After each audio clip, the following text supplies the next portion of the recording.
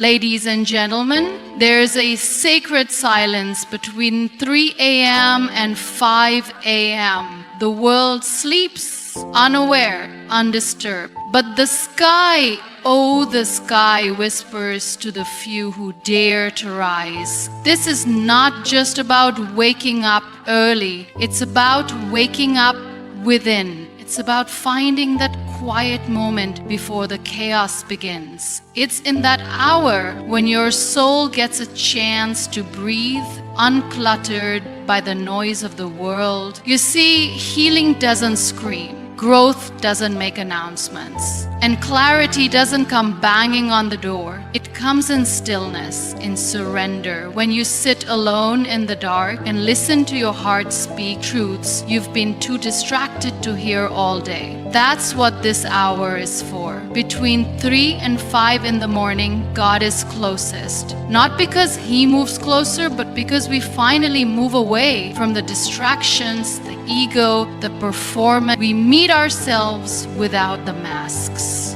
Waking up early has become a buzzword in productivity culture, thrown around as the secret sauce to success. But between 3 a.m. and 5 a.m., it's not about checking off boxes or getting a head start on your emails.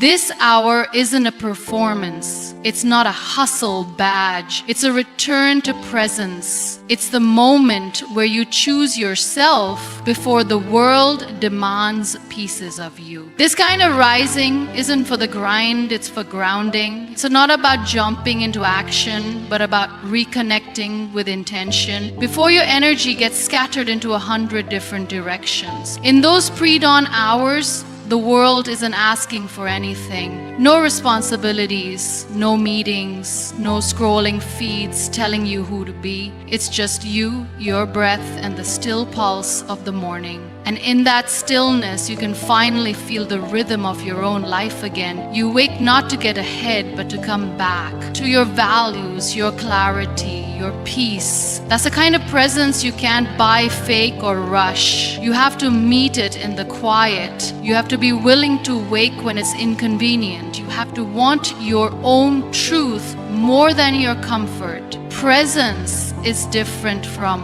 awareness. You can be aware all day long and still be disconnected. You can be conscious of your tasks, your deadlines, your goals, and still feel numb inside. But presence is sacred. It's being fully in the moment with yourself. No distractions, no masks. It's showing up not as the version of you the world expects, but the version of you that exists before expectation ever touches you. And that version, it's quieter, more tender, and usually buried beneath layers of noise. You don't meet it at noon in a crowded room. You meet it in the dark when the world is still and your soul starts to stir. This kind of rising teaches you to slow down before the day speeds you up. It creates space to decide how you want to show up in the world instead of reacting to it. Instead of waking up and being dragged into the chaos of other people's timelines,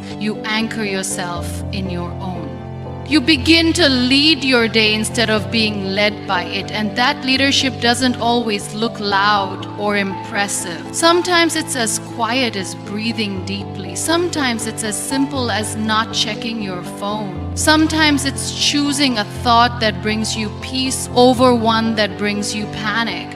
That's presence. That's power. You begin to realize that rising early isn't about doing more. It's about being more. Being more in touch with your own energy. Being more conscious of how you speak to yourself. Being more deliberate in what you choose to carry into your day. Productivity without presence is just performance. And performance without purpose is empty. But when you start your day with intention, everything else aligns. You're not chasing meaning. It follows you quietly, patiently, because you've made space for it. There is something ancient about waking up before the sun. It connects you to something bigger than algorithms and to-do lists. It connects you to the sky, to the rhythm of the earth, to the silence of your ancestors who once prayed and reflected under the same stars. You feel part of a bigger timeline, not because you're achieving more, but because you're remembering more, remembering who you are, why you're here, what really matters before the noise tries to convince you otherwise. And when you carry that presence into your day, you move differently. You speak differently. You listen differently because you're no longer just existing. You're living from the inside out. Between 3 a.m. and 5 a.m., the world rests under a heavy blanket of stillness. Streets are deserted. Phones are silent. No one's calling. No one's posting. No one's watching. There's a calm that stretches across the sky like a whisper only the brave can hear. And in that sacred calm, something shifts. The distractions fall away, and you're left alone, not lonely, but alone with your thoughts, your breath, truth. That silence doesn't just exist outside, it begins to seep inside you. You begin to hear things you couldn't hear in the noise of the day, thoughts you've buried, feelings you've ignored, dreams you've silenced. They all begin to rise up like smoke in the air, gentle but undeniable. This time of the morning is different from the rest. It isn't just early, it's pure, untouched, sacred. There's no expectation, no performance, no pressure to be anything other than who you are. The masks we wear all day long, strong, busy, happy, productive, they fall off. And what's left is raw, unfiltered honesty. You see yourself for who you are, not who the world says you should be. There's no applause, no audience, just your soul, finally unmuted. And that's why it's powerful, because the silence outside creates space for the truth inside to speak. Most people fear silence. They fill it with music, with chatter, with scrolling. But in those early hours, there's nowhere to run. You either face yourself or you stay asleep, figuratively and literally. And when you choose to rise in that silence, you're not just waking up from sleep, you're waking up from autopilot. You start noticing the thoughts that sneak in without permission. You realize which emotions you've been suppressing and which dreams you've been postponing. It's not always comfortable. In fact, it rarely is. But it's real, and realness is where healing begins. There's also a strange kind of strength in being awake when the rest of the world isn't. Not because it makes you superior, but because it makes you available to your own spirit. That availability opens doors, ideas come more clearly, decisions feel less clouded, your heart, instead of racing to keep up with life, finally gets a chance to speak. And if you listen closely, you'll hear what it's been trying to say all along. That you're tired, that you're hopeful, that you're scared, that you're brave, that you're still standing. It all rises up in the silence, asking to be noticed. There's no noise to drown out your intuition at this hour. No traffic, no emails, no deadlines breathing down your neck. Just breath, just life, just you. You begin to remember things you'd forgotten in the rush. You remember what matters, who matters. You remember your younger self, the one who used to dream fearlessly. You see the gap between who you are and who you're meant to be, not as a failure, but as an invitation to close that gap one quiet morning at a time. In this silence, even your fears start to look different. They're not monsters anymore.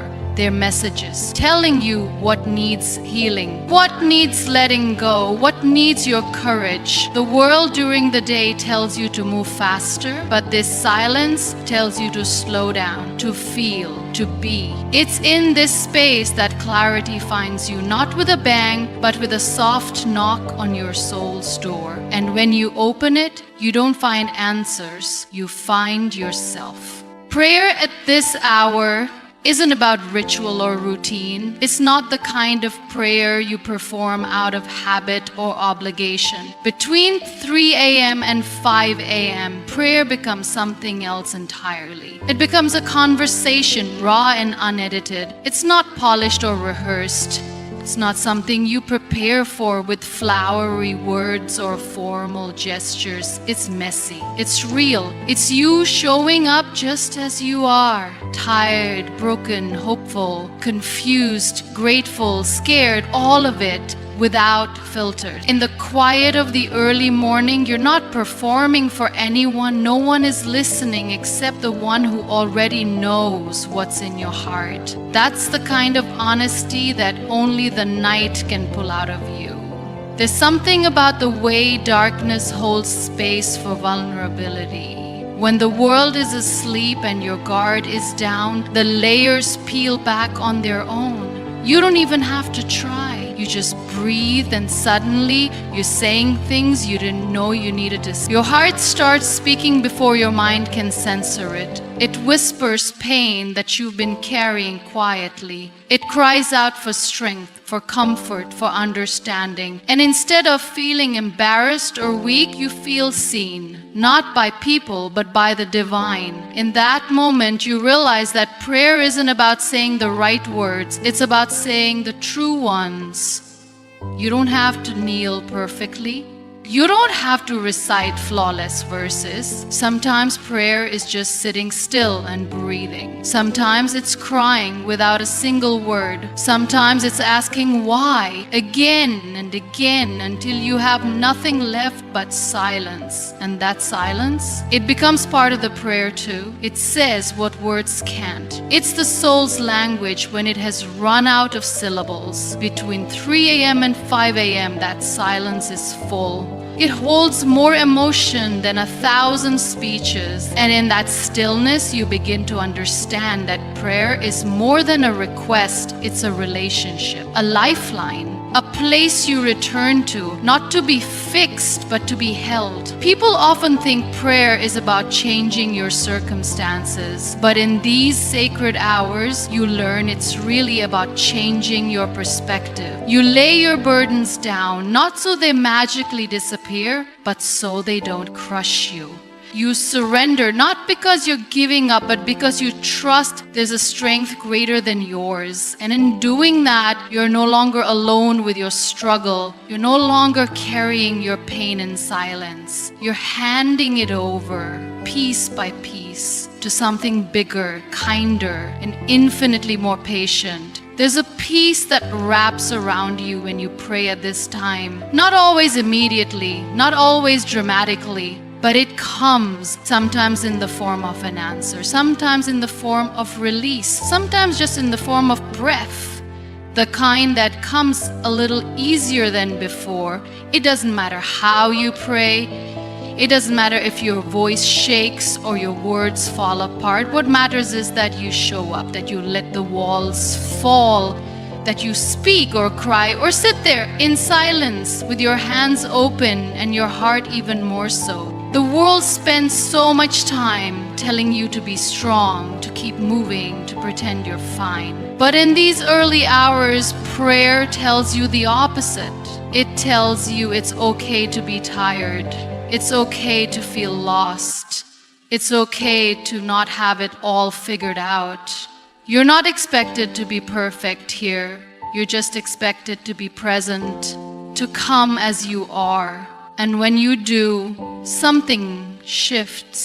Not always outside, but definitely within. Because prayer at this hour doesn't change who God is. It changes who you remember you are. Writing in the early hours of the morning is not just a practice, it's a sacred purge. Between 3 a.m. and 5 a.m., when the world is hushed and the air feels heavier with meaning, your thoughts come out unfiltered. You don't write to impress. You don't write to be understood. You write because there's something inside you that refuses to stay silent any longer. And in that silence, the pen becomes a witness. The page becomes your confession booth. There is no judgment here, no need to sugarcoat your reality or dress your emotions in poetry. This kind of writing is raw, it's often messy. It doesn't care for grammar or elegance. It just wants to be. When the sun hasn't yet risen, your defenses are still asleep. Your mind hasn't put on its mask for the day. You're not thinking about who's watching, who's reading, who's liking. You're just pouring memories you thought you'd forgotten, thoughts you didn't know were hiding, regrets you've tucked away under busyness. All of it begins to surface like dust finally catching the light. Writing at this hour doesn't always make sense. Sometimes it rambles, sometimes it circles the same idea over and over. But even in that repetition, there is revelation. You start to see patterns. You notice what keeps haunting you, what keeps calling you, what you keep denying. There's an intimacy to putting your pain, your joy, your confusion into words when everyone else is asleep. It's like sending a letter to yourself across time, a record of where you are, what you're feeling, and what you're fighting for. Some mornings, the words come slowly like drops from a tired faucet. Other times, they rush out like a storm that's been held back too long. But no matter the pace, every word is a release, a weight off your chest, a sigh on paper. And even if no one else reads it, you read it. And in doing so, you learn to understand yourself a little more. Writing at this hour gives you space to process what the day doesn't give you time to feel. The things you brushed off, the emotions you suppressed, the questions you didn't have time to ask, they all come back when the noise dies down. You write not to escape them, but to face them. And strangely, the more you write, the less power they hold over you. It's not therapy in the traditional sense, but it is healing, because there is power in naming things, in turning vague feelings into specific words, in pulling shadows into the light where they can't scare you as much. It's not always deep. Sometimes it's nonsense. Sometimes it's dreams, ideas, random thoughts about life, or even jokes that don't make sense later. And that's okay. The point is not to create something perfect. The point is to empty yourself, to unload what the soul has been carrying so you don't drag it into a new day. And sometimes, tucked between the chaos and scribbles, you find clarity. You write a sentence and it hits you like lightning. That's what you've been feeling. That's what you needed to hear.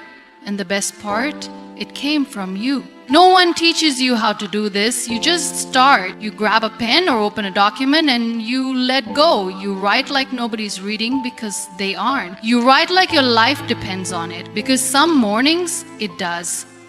This isn't journaling for productivity or posting for validation. This is soul work. This is you talking to yourself without interruption, and in a world that rarely gives you space to be honest, that's more than a habit. That's liberation. Stillness is a forgotten language in a world that worships noise. Between 3 a.m. and 5 a.m., that language comes back to life. There are no emails pinging, no notifications blinking, no traffic rumbling in the background, just silence. A silence so thick you can feel it wrapped around you. In that moment, the world isn't demanding anything from you. You're not being pulled in 10 directions. You're not performing, proving, or producing. You're just existing, and that is enough. The absence of noise outside makes room for the truth inside to breathe. It's like someone turned the volume down on life so you could finally hear your own voice again. When you sit in stillness during those early hours, something in you begins to realign. Thoughts that were spinning out of control begin to settle like dust, falling slowly to the ground. Worries lose their sharp edges. Regret stops screaming. The mind stops racing toward the next task, the next goal, the next distraction. It just pauses. And in that pause, you notice things you missed in the rush. The way your shoulders have been tense for days, the heaviness you've been carrying in your chest, the questions you've been avoiding. Stillness doesn't erase these things, but it introduces you to them in a softer way. It invites you to sit with them, not to solve them, but to understand them. Most people are afraid of stillness because they equate it with emptiness. But true stillness isn't empty, it's full of presence, full of awareness, full of truth. It's where clarity comes from. Not the kind of clarity you force with overthinking, but the kind that arises when you finally stop trying so hard. It sneaks in when you least expect it. A quiet understanding, a gut feeling, a sudden realization that settles into your bones like something you always knew but forgot. Stillness is where the fog lifts, where answers appear not because you chased them, but because you made space for them. In the rush of the day, it's easy to mistake motion for progress. You check off lists, answer calls, hustle from one thing to the next, but movement without direction is just noise. And noise drowns out the inner compass that tries to guide you. Stillness brings you back to that compass. It helps you ask the hard questions. Am I moving towards something meaningful or just running from discomfort? Am I living a life I chose or one that was chosen for me? Am I reacting or am I creating? These questions don't always have immediate answers, but stillness makes room for them to rise. This kind of stillness is not about being passive, it's not laziness or avoidance, it's the most active kind of presence. It's choosing to be fully here, fully aware, without trying to fix, perform, or escape. It's uncomfortable at first because we're so used to stimulation, we're addicted to distraction, but once you sit with it long enough, you begin to crave it, you begin to trust it, and eventually you begin to recognize it as a source of strength. Because only when the noise stops do you hear what your life has been trying to tell you. It's in the stillness of those early hours that you realize how much wisdom you've been carrying all along. Not from books, not from podcasts, but from your own lived experience, from your own intuition. You don't need to be told who you are. You just need to be quiet enough to remember. You begin to notice the gap between who you are and who you're becoming. Not with shame, but with curiosity. Stillness doesn't rush you to fix things. It gives you the grace to understand them. It lets the truth come forward without being chased. And when it does, it arrives gently but powerfully, like the dawn breaking slowly over a dark horizon. Between 3 a.m. and 5 a.m., there's a kind of sacred intimacy that exists between you and yourself. No filters, no roles, no expectations pressing down on your shoulders. This is the hour when you meet the version of you that you rarely get to see during the day. The one who isn't trying to impress, perform, or survive. It's not about proving anything. It's not about productivity or perfection. It's about presence, about showing up for your own soul when the rest of the world is too busy sleeping to notice.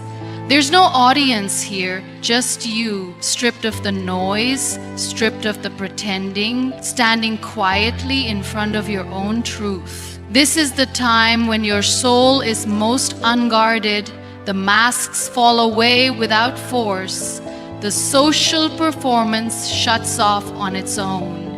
You're not the student, the parent, the worker, the achiever. You're just a being, a human being, not a human doing. And in that quiet state, you realize how rare it is to actually sit with yourself like this. We spend so much of our days outward facing, responding, reacting, running. But in these early hours, everything turns inward. Your thoughts rise to the surface without interruption. Your emotions knock softly instead of screaming. Your truth feels less like a burden and more like a companion. When you meet yourself in this hour, it's not always pretty. Sometimes you're exhausted, sometimes you're anxious, sometimes you don't like what you see. But that's the point. This hour doesn't require you to be fine. It invites you to be honest, to sit with what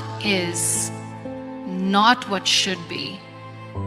To look yourself in the eyes and say, okay, let's talk. The darkness doesn't hide you, it reveals you. And that revelation isn't meant to shame you, it's meant to hold you. Because when the world isn't watching, you're allowed to be soft, you're allowed to be confused, you're allowed to not have it all figured out. You begin to understand that self-meeting is the beginning of self-healing. Not the kind of healing that's glamorized with candles and mantras, but the gritty, gut-wrenching kind that requires you to sit with your brokenness and not flinch. In that space, you don't need advice. You don't need answers. You just need presence. A gentle acknowledgement that you exist beyond your productivity, beyond your trauma, beyond your titles. You begin to realize how long you've been avoiding your own gaze. How long you've been too busy or too afraid to check in with the one person you spend your whole life with. You. This is also the hour where your intuition speaks the loudest, not because it suddenly grows stronger, but because everything else goes quiet. The opinions of others, the constant barrage of thoughts, the weight of past failures and future worries, they all fade just enough for you to hear that quiet inner voice that says, this is who you are. This is what you need. This is what you're capable of. And hearing that voice, even if it's shaky, even if it's small, changes the entire course of your day. Because it's not just guidance, it's remembrance. A coming home to yourself. What you do in this hour doesn't need to be dramatic.